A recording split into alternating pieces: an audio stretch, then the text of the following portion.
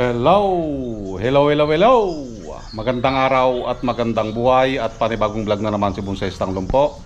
So update lang tayo sa ating bonsai materials na maliliit. Okay, gumagawa tayo ng maliliit para pang benta. Okay? So ito yung kanilang mga itsura after 1 month. Yan. So mayroon tayong mga kailangan na lang tanggalin dyan dahil tinubuan na naman para makapag-focus sa mga sanga na pinapalaki natin. Ganon din dito. Yan. Ganon din dyan. Ganon na ito. Okay? So kailangan nating i-wire ulit yung mga pwedeng i-wire na sanga. Okay? So start para maumpisan na.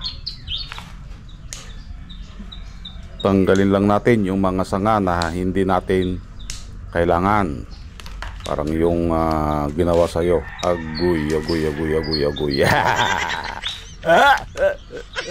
Nung hindi ka na kailangan, wala na. Naghanap na ng iba. Agoy.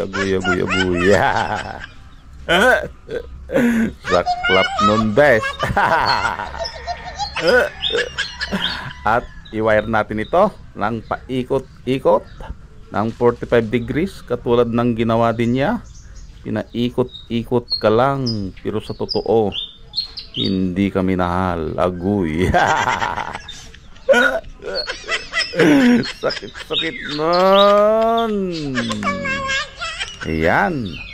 So ang wiring nito ay nasa secondary na.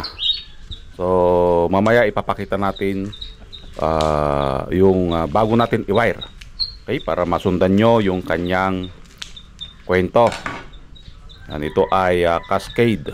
So kanina yung isa ay informal upright at ito naman ay cascade. Yan.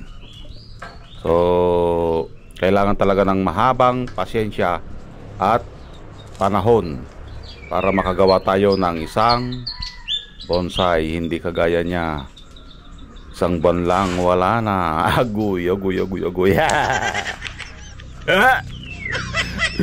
Puro bago tayo magkahugutan, ipakita muna natin yung kanyang itsura noon. Yun. So ito ang kanilang itsura noon bago natin i-wire. So ilan lang yung kanyang mga sanga. So yung importante lang ang kukunin natin dito, yung pinaka basic, yung first branch, back branch, counter branch, at yung apex na tinatawag, yung pinaka ulo kung saan tayo mag-ulo. Yan. So yan lang yung i-provide natin. Okay? Dahil nasa primary branch pa lang tayo, yung unang sanga. Ito yung kanyang kabuuan. First branch, back, pang balance, apex. Ito lang yung kailangan natin. Okay?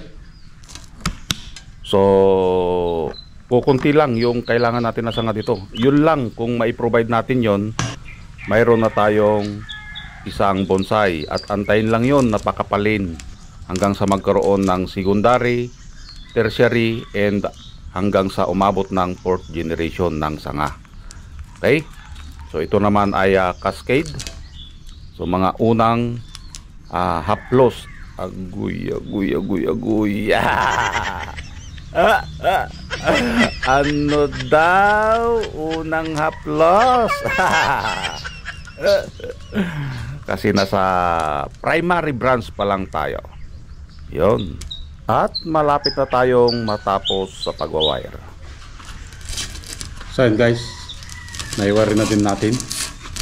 Ito yung kanyang magiging front. Okay? So hindi nyo pa gaanong ma-imagine ito. Antayin natin yung pagkapal ng kanyang mga sanga nasa primary branch. Okay, apex, back, saka first branch. Ito yung kanyang first branch. Ito ang kanyang first branch.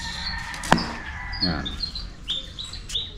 So ayan guys, natapos na nating ayusan itong mga maliliit nating bonsai. Okay? So bakit tayo gumagawa ng ganito kaliliit? Okay?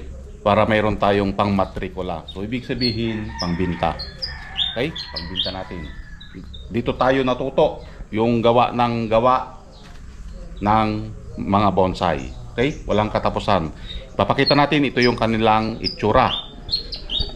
Yan. Ito ay cascade. So ulitin ulit natin. Saan ba nakikita yung cascade? Nakikita ito sa clip area. Okay? Ang ganda ng ano niya, oh. Ni Barrick. Talagang umikot-ikot. Okay? Ito naman, informal upright. Yon. So, antayin lang natin na pakapalin yung kanyang mga sanga. At ito, ganoon din. Okay? Kumakapal na. So, nakita nyo naman kung saan siya nag-umpisa. Okay? Ito ay from cuttings. So, maraming salamat at nasamahan nyo na naman si Bonsai Tanglong po. Hanggang sa muli. Bye-bye!